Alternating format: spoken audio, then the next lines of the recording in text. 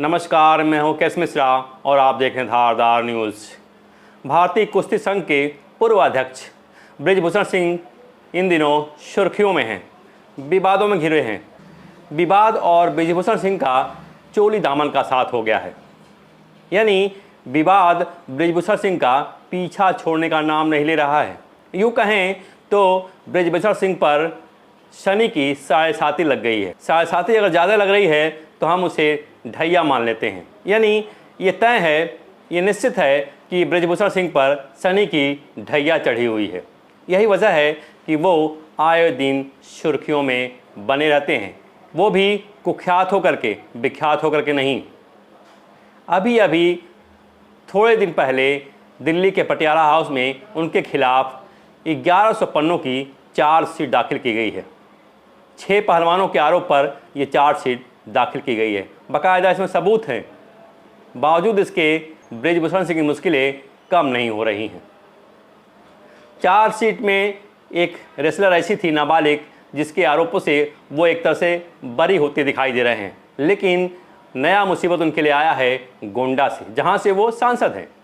दरअसल भारतीय राष्ट्रीय मुस्लिम मंच के कार्यक्रम में बृजभूषण सिंह गए थे, गोंडा में थे, और वहां एक विशाल सभा हो रही थी। लेकिन सेल्फी लेने की होड़ में जमकर हंगामा हो गया। बताया जा रहा है कि वहां पे 2 प्रधान थे और दोनों प्रधान के समर्थक आपस में भिड़ गए। चूँकि मुस्लिम मंच था तो यहाँ पर सारे मुस्लिम थे। बताया जा रहा है कि इसी में से किसी जिहादी ने सांसद बृजभूषण सिंह के खिलाफ मोर्चा खोल दिया, बगावत कर दी और उनके काफिले पर जमकर पथराव हुआ है।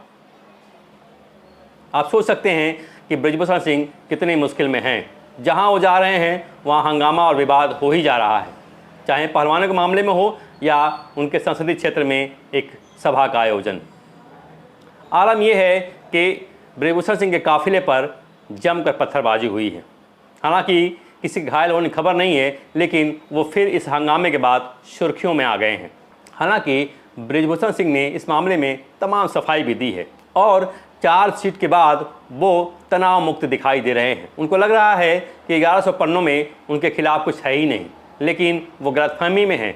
अभी 1 जुलाई को सुनवाई होनी है इस मामले में और उम्मीद लगाई जा रही है कि कोई न कोई कार्रवाई उनके ऊपर होगी। लेकिन जिस तरह से हंगामा हुआ है गोंडा में, मुस्लिम राष्ट्रीय मंच के जो बीजेपी का कार्यक्रम था, वहाँ पर 2 गुट आपस में भिड़े, लेकिन उन्होंने गुस्सा उतारा तो बृजभूषण सिंह पर और जमकर पत्थरबाजी हुई है।